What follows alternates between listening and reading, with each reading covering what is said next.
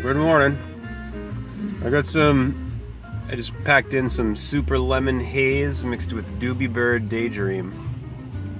I got my Dell laptop here with me. My morning cup of joe.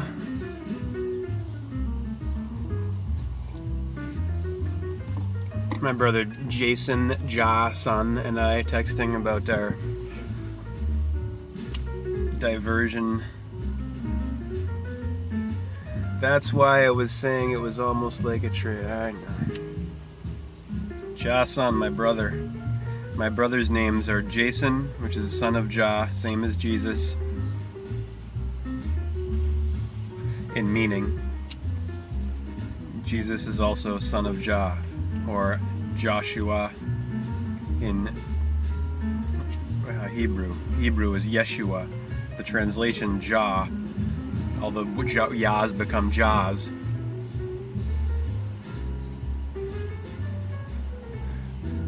There was no J or Jah, J, before Latin. The language of Saturn. Could it be Saturn? Satan, Saturn? Yes. There's no literal Satan, there's no literal devil. Free your mind from that program. To this day, here in 2019, people are controlled by an imaginary devil. And it's opposite, because as I'm going to go into here in this Behold God continuation, we read the chapter Behold God from Ramtha yesterday. Pretty frackin' powerful shit, if you ask me. We've read how guys like Sri Sri Ravi Shankar, gurus from India, will tell you, will ask you, why do you attempt to turn God into a monotony? Why do you attempt to have a monopoly on God? Why are you fundamentalists? Why are you fascists?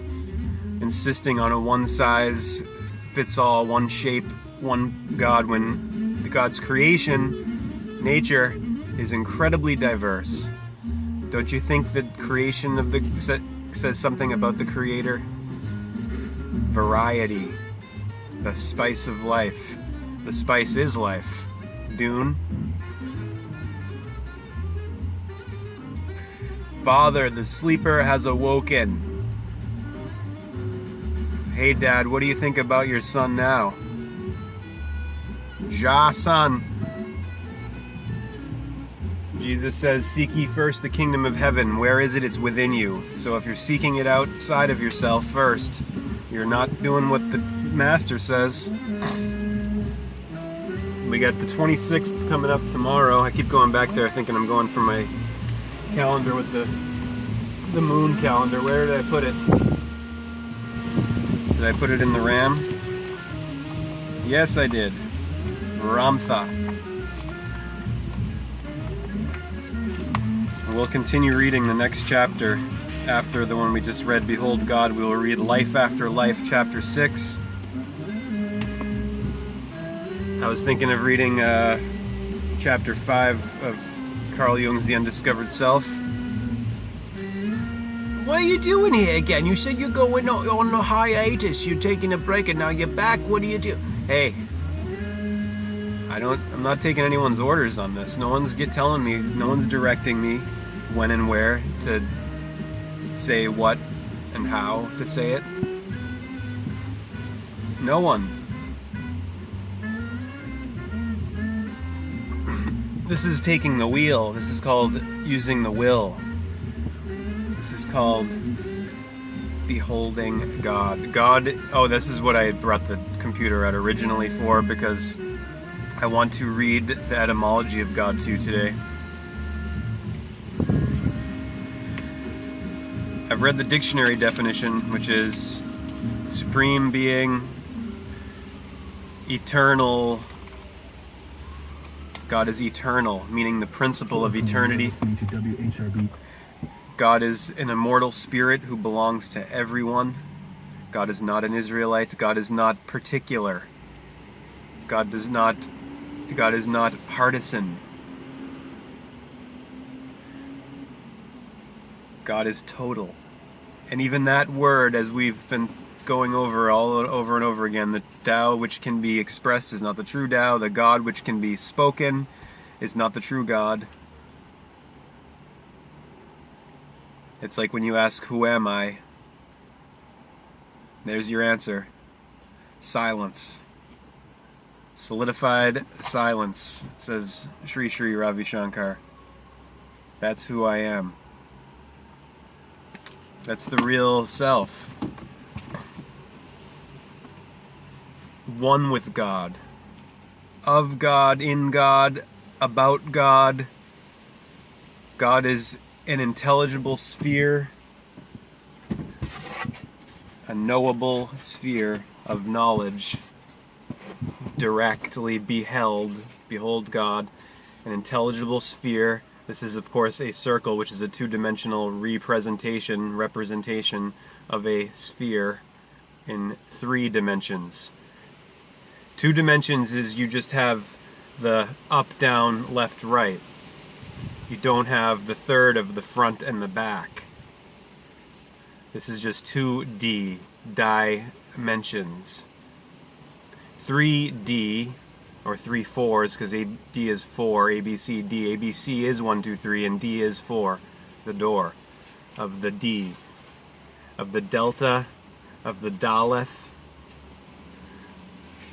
of Phoenician, of phonetics, of the sounds. The door of the 4 quarters, or quartors of Taurus, the bull, who was the last sign of May, of April into May of the spring, after the equinox, after the sun's passed over the equator of Taurus.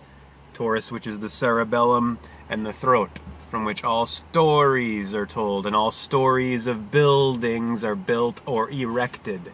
Resurrection. This is the resurrection from winter solstice to summer solstice through the spring equinox, and this is death, decline, descent, deception, decay, decision. This is from the summer solstice back to the winter solstice. Round and round. The 3 doors of 3 dimensions, of the axis or the A6 of the basics of front, up, down, left, right, front, back. God is an intelligible sphere whose center is everywhere, but whose circumference, outer edge, or barrier or limits, knowledge, is nowhere. God is an intelligible sphere whose center is everywhere, but whose circumference, edge, is nowhere. Circumference of the circle, circumference, like a reference and an inference, and a Christopher, an offer from Christ, a refer, madness. The only reefer, as Alan Watts said, the only serious side effect of marijuana, Mary Jane, is that you might get arrested. Fortunately for me, not here in Massachusetts anymore. I've had the medical card here. There was medical cannabis that was legal before recreational became legal. Now we have the specter of state-controlled cannabis with the Cannabis Control Commission, CCC 333, governmental.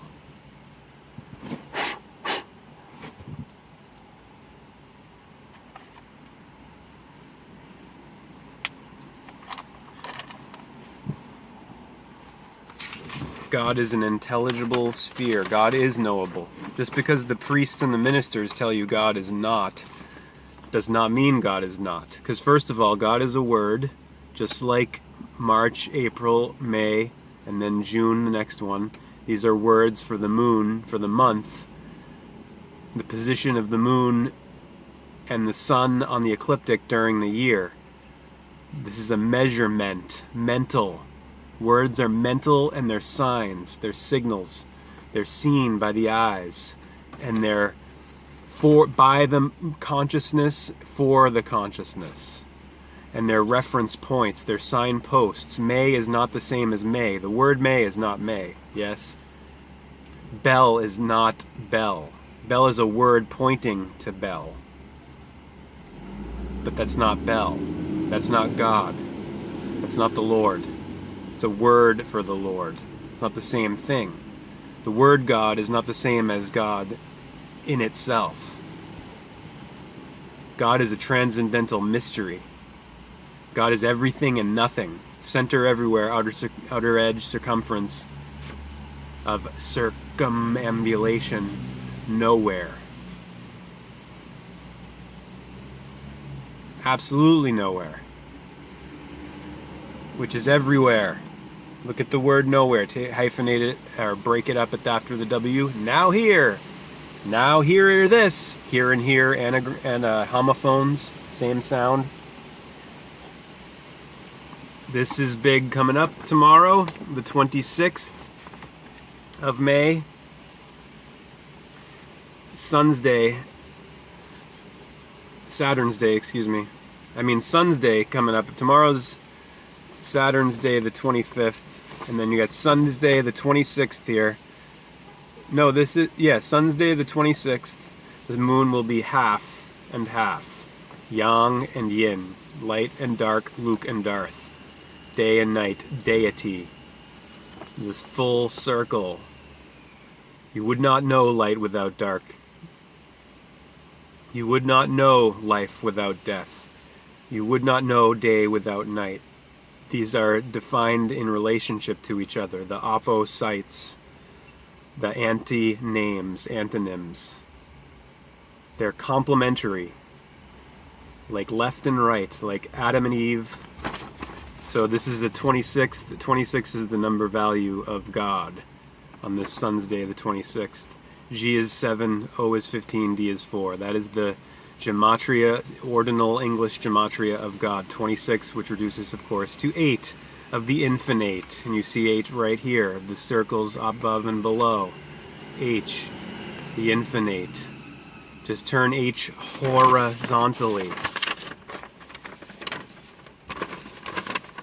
And you have the sign of the infinite. God is infinite. And finite, because you would not know what infinite is without finite. Again, just keep going with the anti-names and look at them in terms of the equinoxes, of Aries and Libra, of Adam and Eve, of odd and even, of dawn and evening, of right ascension, Ra, rising from the right of the east, setting at the left of the west, from the cerebrum of the cherubim, of the left and the right hemispheres, to the hips, to the waist of Libra, and then the genitals of Scorpio, the scorpion, below the belt, and right above the belt, Virgo of virgin birth. And of course this is September, which is the separation of the year, of the ear, on the left and right sides, that hears and tears for fears. And front and rear, up, down, left, right and left, north and south, the Norse of the north, of the 12 o'clock position, the most high, of the summer summit, which is at high noon in the yearly path. The yearly path of the sun is the macro form of the micro form of the daily path of the sun. It's the same path, just one's 24 hours, 2 12-hour rotations, and one's 12 months, or 12 moons, or 12 houses of the zodiac, like your 12 pairs of cranial nerves in your cerebrum, which is Aries, cerebellum and the throat of Taurus, Gemini, arms and the lungs, and then the summer summit of Cancer in the sternum, the sternum, the shell of the crab of Christ, of the Creator of Taurus, of Horus on the horizon, rising, Horus the divine child. And then the summer quator, when the sun starts declining, going down. He's climbed to the summit and now he has nowhere to go but slowly down, the descent of the day, the ray and the day. the God and the devil, the good, the evil, the reality and illusion of the cave, of the valley, of the shadow of Shaddai, the devil of God. You would not know good without evil, you would not know God without devil, you would not know hero without its villain. It's evelyn, Evelyn, it's even line.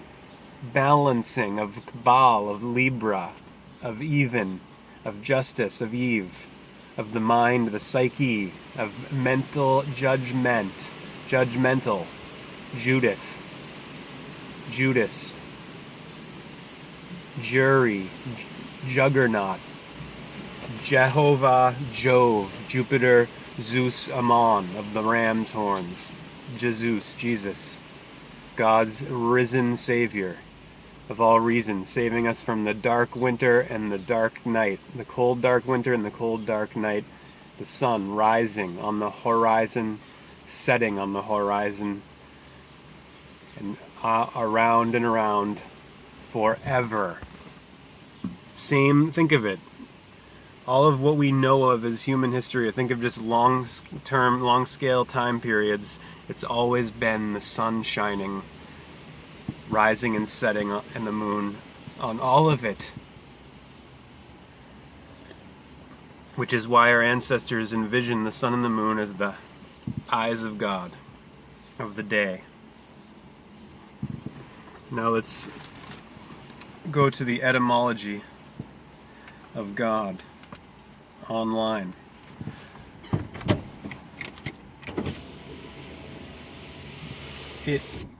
Clouds moved in real quick. It was so clear and sunny and delightful for a little bit there this morning.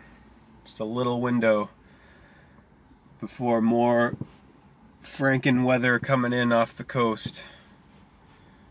My battery life on here is real low.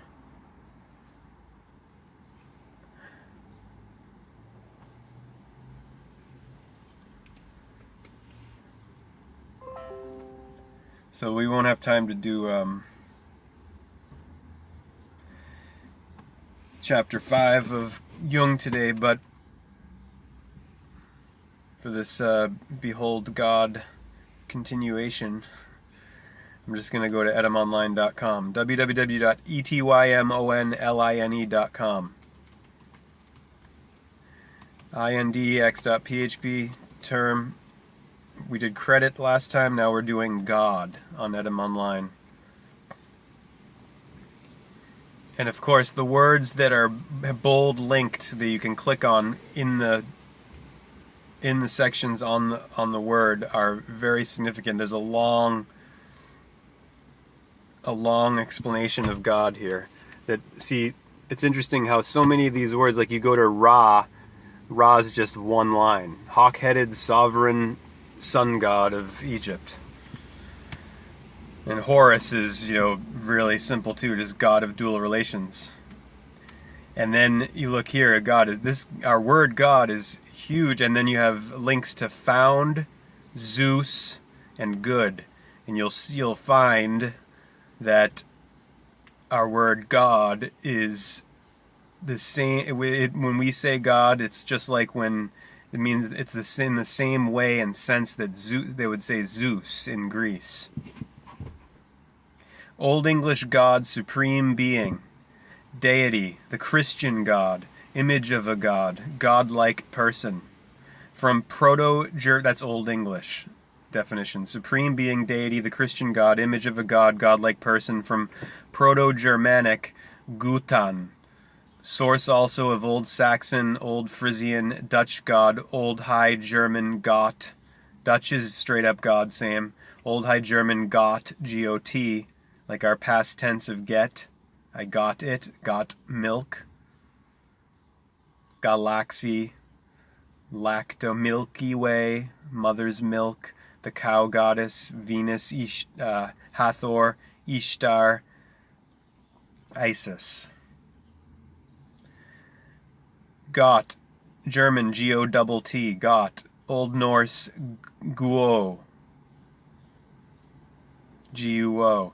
Gothic, gub, which is of uncertain origin, perhaps from Proto-PIE, which is Proto-Indo-European, or politically correct speak for Aryan.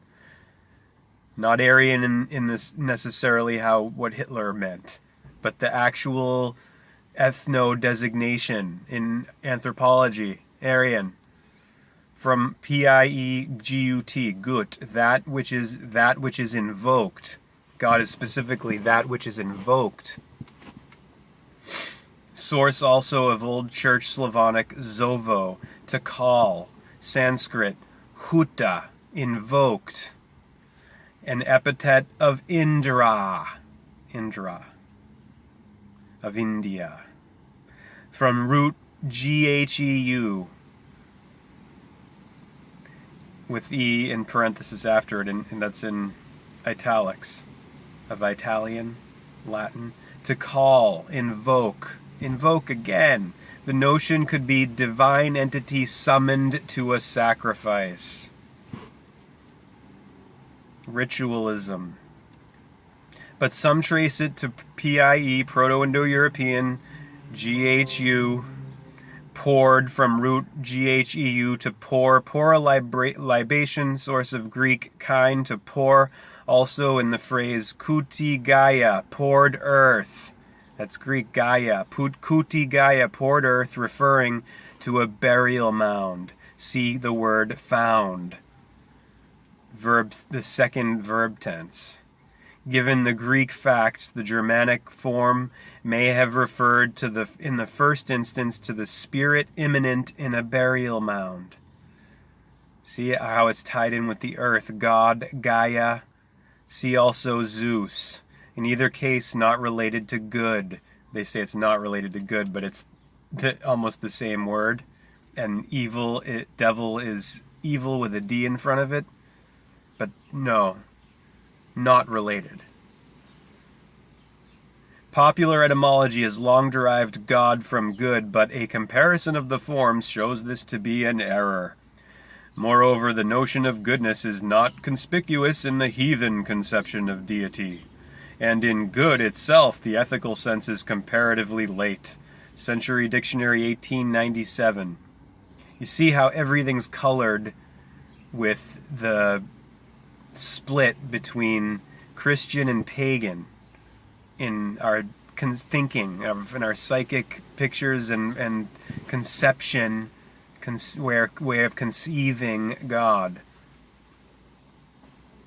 Originally a neuter noun in Germanic, and also gender is obviously involved because God is male. Originally a neuter noun in Germanic, the gender shifted to masculine after the coming of Christianity. Old English God probably was closer in sense to Latin numen, where we get numinous, spiritual.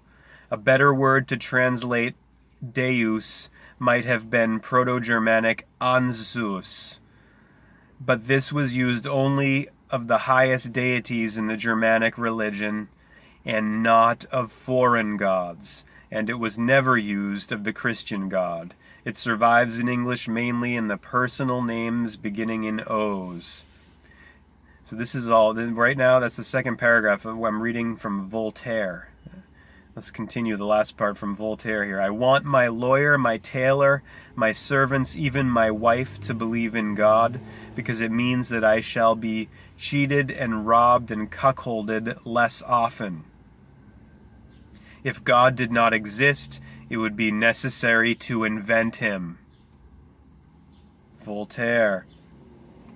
God bless you after someone sneezes is credited to Saint Gregory the Great, but the pagan Romans, absit omen, and Greeks had similar customs. God's gift to blank is by 1931.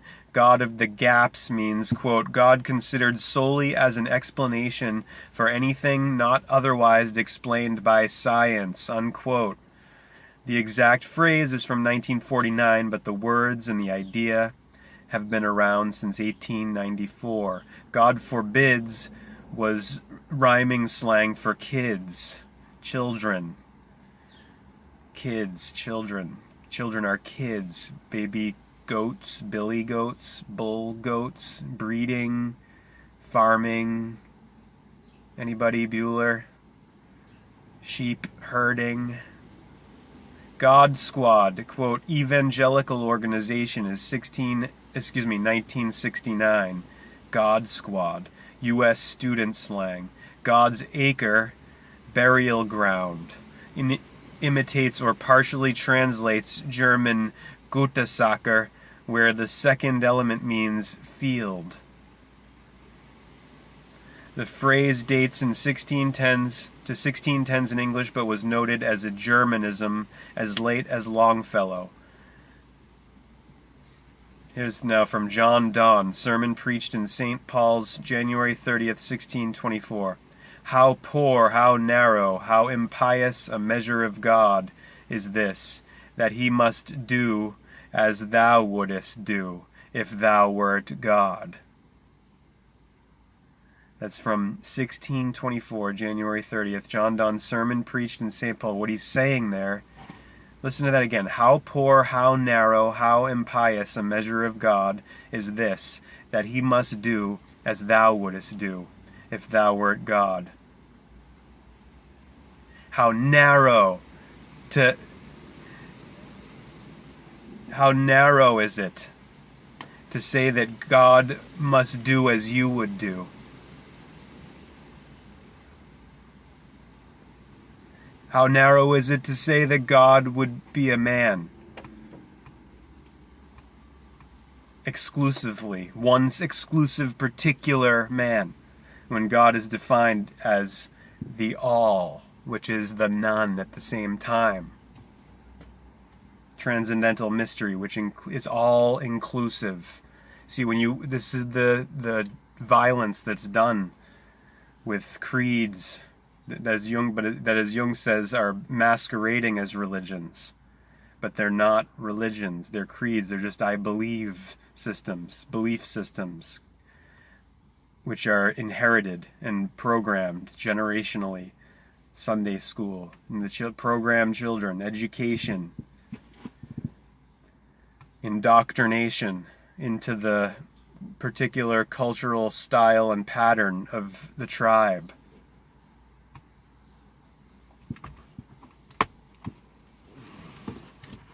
It takes you out of the equation when you say that God is just this one man and this one name,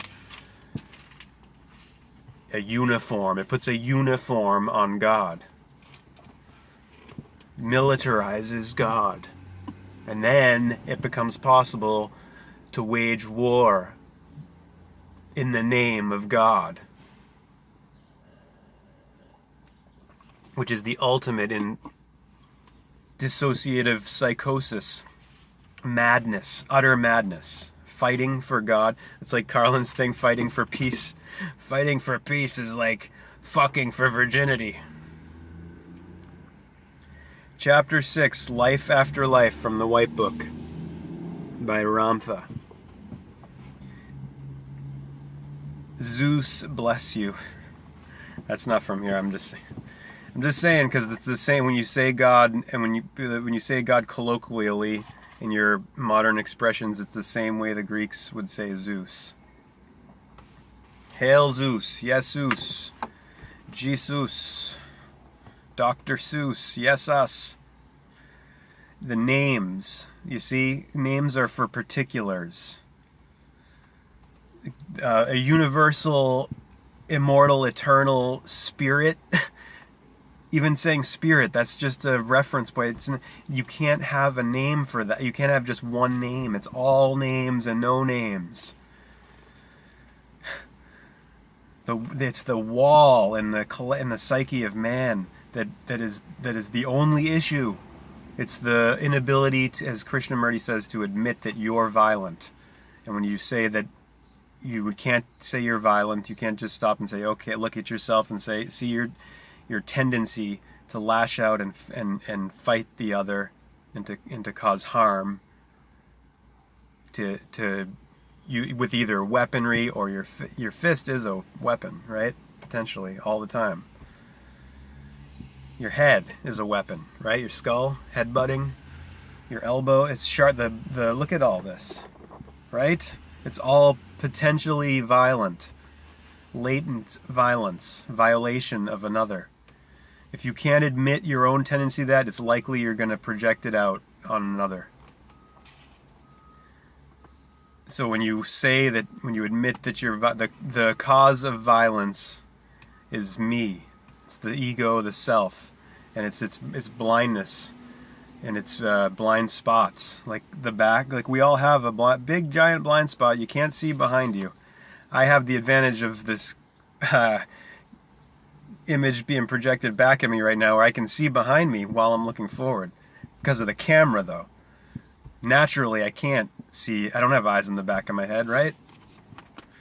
I mean, chapter 6, life after life. Death is a great illusion, for what has been created can never be destroyed. Death is of the body only. The essence that inhabits and operates the body will soon come back and integrate with another embodiment, if it wishes to, for the life force that lives within the walls of flesh is ongoing. Remember that.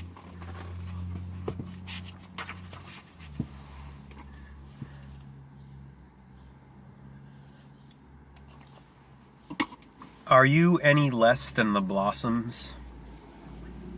What is their life? They are born of pregnant buds that burst into bloom from the warming rays of the sun.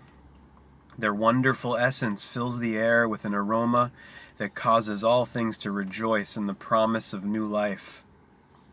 They enhance the birds in their flight, the bees in their labors, and man in his delight and quest for love. So the wonderful flower sets a seed so that it might come again. And when the bloom falls off and the fruit comes forth, that is termed wisdom.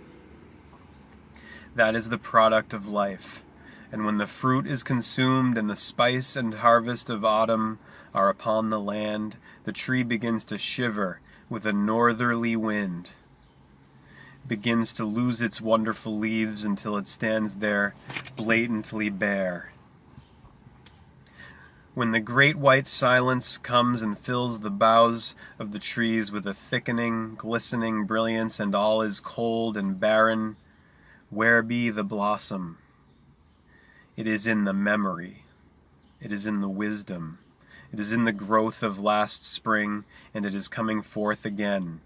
For when the season has turned and winter is gone, the buds come again, and behold, there is another blossom.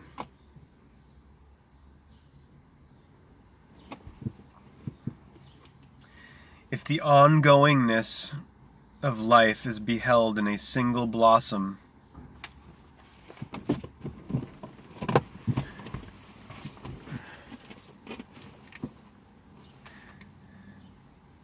why do you think that you are any less than its life?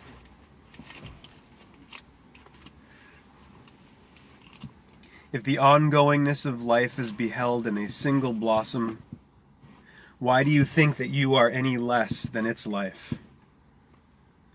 Do you think that you only bloom in spring, produce your fruit in summer, drop your leaves in autumn, and then die in winter? But are you not greater than the greatest blossom? Is not your life more important? Indeed it is. And as the blossoms continue to bloom every spring, so will you live life after life after life.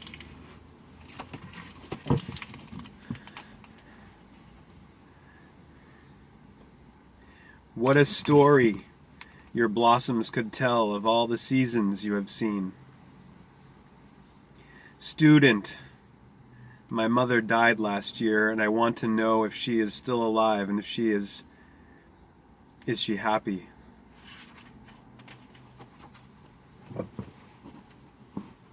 Do you believe in death, Master? Asks Ramtha. Student, Sometimes I do, but most of the time I have this feeling that perhaps we still live. I have 3 children, and what I've noticed about them, even from the time they were just born, is that each one had a very distinct personality, which really hasn't changed very much as they have become older. Even our cats and dogs had a very definite personality from the time they were very little. Sometimes I just can't believe that their personalities develop only in this life, so it makes me think that possibly we've lived before and continue to live. Ramtha. Very wise observation, entity. I will tell you a great truth. I wish for you never to forget this. Life never ends. It is true that you can mutilate the body, you can hack its head off, disembowel it, and do every wretched thing you can to it, but you can never destroy the personality self that lives within the embodiment. Contemplate for a moment how one could destroy, blow up, knife, or war against a thought. Contemplate. Will you? It's like the part in the Kabbalion where one of the 3 initiates says, think just for a minute. If you think just for a minute about it, just for like a second, contemplate. The reason I'm addressing, of course, the legendary, infamous, short attention span theater of this society.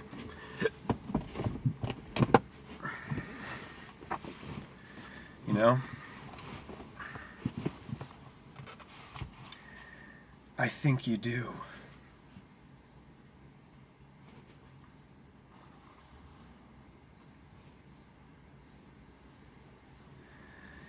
Contemplate for a moment how one could destroy, blow up, knife, or war against a thought. You cannot. And the life force of all inhabited creatures, human or animal, is the unseen collective of thought and emotion called the personality self that lives behind the mask of the body. What gives virtue, vitality, and character to the embodiment is the unseen virtue of thought, which is energy. That is what makes the mouth work, the eyes work, the limbs work, this wondrous energy that is pulling all the little strings, as it were. Nothing can ever destroy energy. Nothing can take the life force from any one thing. Death is a great illusion. Death is a great illusion, for what has been created can never be destroyed. Death is of the body only. The essence that inhabits and operates the body will soon come back and integrate with another embodiment if it wishes to, for the life force that lives within the walls of flesh is ongoing. Remember that. Now let me tell you what happens to entities who pass from this plane. When the body can no longer be effective, the energy, the soul, is withdrawn by the spirit of the entity. Everything has a soul. Even animals possess a spirit and a soul. If they didn't, they would not possess the energy and creativity necessary to sustain their life. Once the spirit calls forth the soul and loosens it from its cavity, things become tranquil and peaceful. There is a saying associated with your religion. Quote, "Behold, in the cradle of God there is no more pain, no more tears, and no more sorrow," unquote.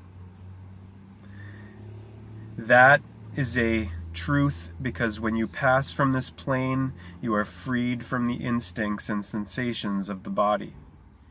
That means you no longer experience fear or the aches and pains of the body or the hunger of the body or the illusion of time that causes anxiety. All things associated with the physical body are no longer, and you are in what is called utopia. You are in the cradle of God. The death of the body is like going into slumber. Think about the name for where you sleep. Your bed. Where you put your head. Bed, B, and then look at the letter D in the lowercase form or the capital. They're both B-oath doing, D-ooing the same thing. And they're numbers in the order 2 and 4. B is 2, D is 4. 4 is 2 twice. By twice. Die twice. By and die both mean 2. Like diagonal or 2 angle.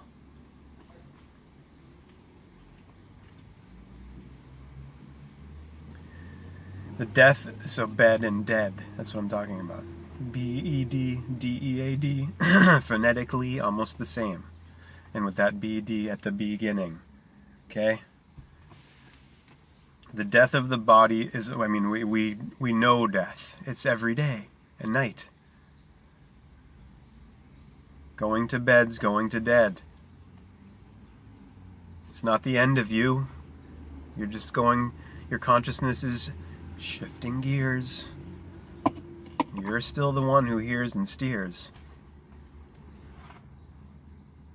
And who all of the cobwebs clears.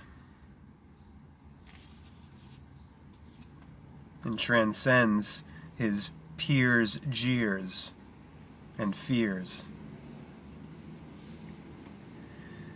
The death of the body is like going into slumber. The death of the body is like going into slumber. Once the spirit calls forth the soul, it travels up through the energy centers in the body called seals or chakras.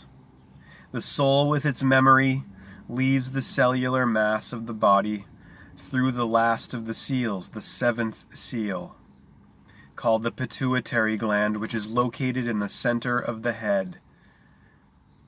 That passage is often experienced as traveling through a tunnel, accompanied by the sound of wind. The light that is seen at the end of the tunnel is the light of your being, the spirit of your being. Once the soul leaves the body expires and the entity becomes a free soul self. It takes but a moment and it is painless. At the moment of death, things begin to illuminate and become awesomely bright. For the moment you pass this plane, you go out of the density of matter and back into a light existence. There you are simply powerful mind and emotion, and your body is a body of light, changing in its electrical form according to the thoughts that are accepted through your light form.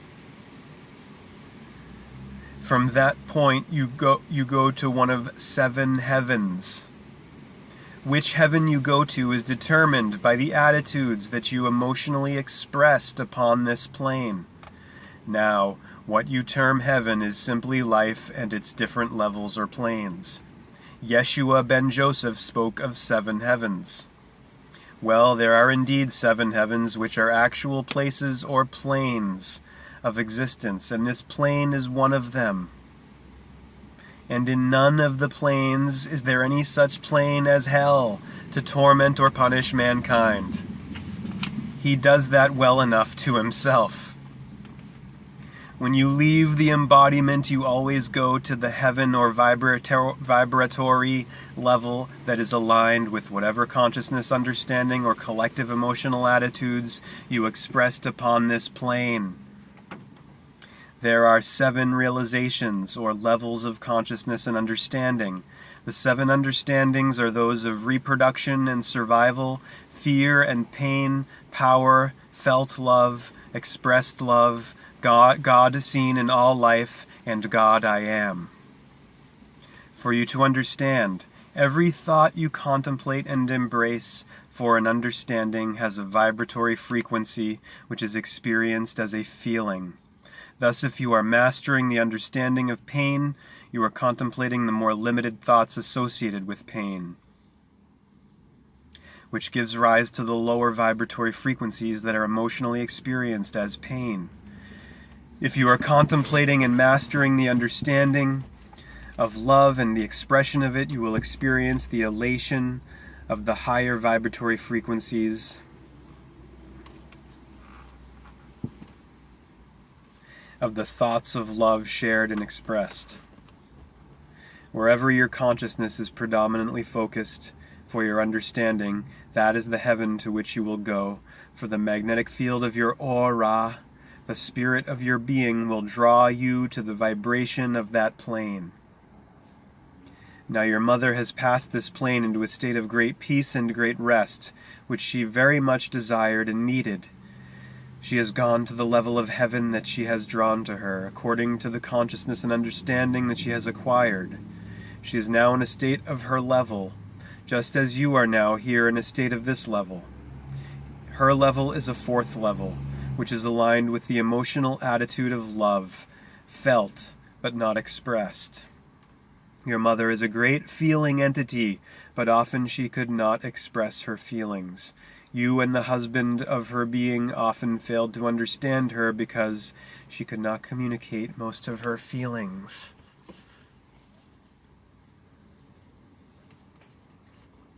Your mother is now in a great level, and she will stay there for as long as she wishes.